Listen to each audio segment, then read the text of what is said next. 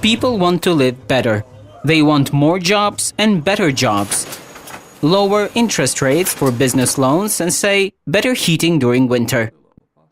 The wording is different, but the European Commission has been saying all these things and a lot more to the Western Balkans for several years, Kosovo included. This is what we're talking about.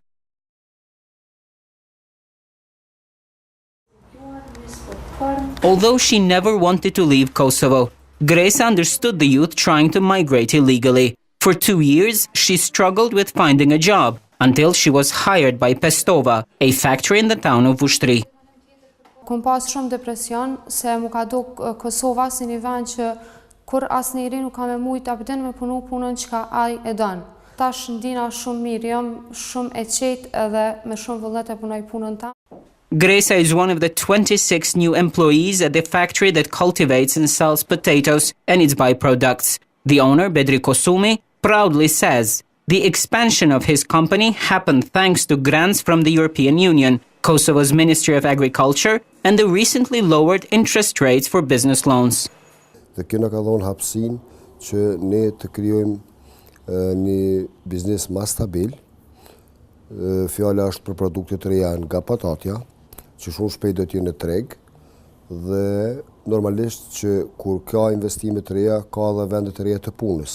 Definitivisht grandi I BE-s dhe kredi të reja kanë krijuar edhe 26 vende të reja të punës. This story shows us the way ahead, but as illustrated by the EU report, there are still a number of things that need to be done.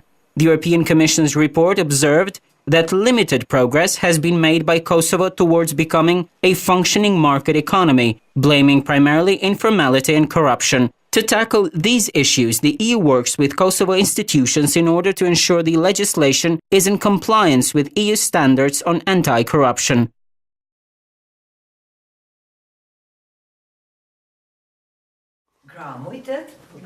Mrs. Veprore Shehu, Executive Director of Medica Kosova, is a pioneer activist of women's rights in Kosovo, dealing primarily with victims of the 1999 war, just like the ones she's greeting here.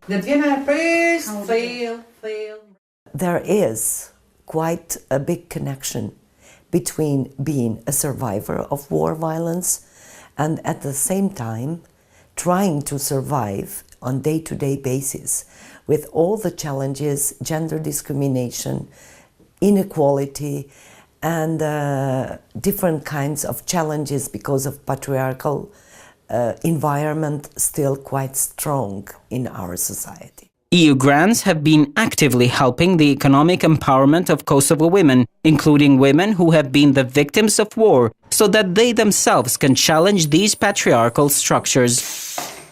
The case of the women who run the factory of processed vegetables in southern Kosovo is a good example of this help. Në 2014 gjetëm shtetja për Bashkimit Evropian ku na është ndërtu kjo objekt. Edhe vitin 2014 këtu kanë punu 24 veta, ndërsa vitin 2015 janë 43 veta që janë punësume. Mendimin e Bashkimit Evropian, mendimin e Ministrisë Bujqësisë, po dhe mendimin e vetë grave. Kooperativa Veshëritës shpresoj që vitin e ardhshëm rreth kooperativës të janë mbi 120 veta. As indicated by this year's EU report, the new package of human rights laws, specifically the recently adopted law on gender equality, supported by the EU and the Council of Europe, signals further progress in providing more helpful arguments for women's rights groups. For almost 15 years, this family from Pristina could not sit comfortably in their living room, at least not without a blanket to cover themselves due to the lack of proper heating. Banesa 4 dhomëshe është nxehtë vetëm një dhomë, kurse 3 dhoma kanë qenë të ftofta dhe jo në shfrytzu natën, domethënë për me flajt, kem fjetë në dhoma të ftofta.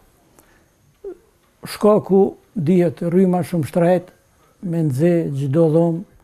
But this is history now, at least for 60,000 inhabitants of Pristina, and next year this number should go as high as 85,000. Jem shumë të kënaqur.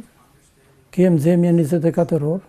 A €36 million project with around 14 million given by the European Union has raised Pristina's central heating to EU standards by making a shift from the pollutant mazut to steam. The EU report emphasizes the inefficiency of the energy sector and high pollution levels. Në një studim që ka bo banka botërore para disa viteve, kanë ardhur në konkludim se Kosovës i kushton afërsisht 220-230 milion euro vetëm për shkak të ndotjes së ambientit.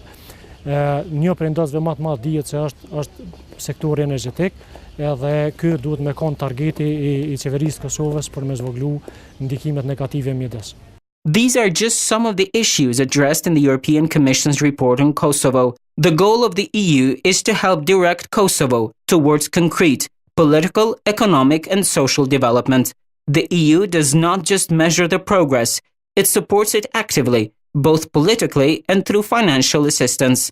But it is up to the Kosovo society to decide when and how to move forward. The EU is here to lend its hand in the process. Elle se fera par des réalisations concrètes, créant d'abord une solidarité de fait.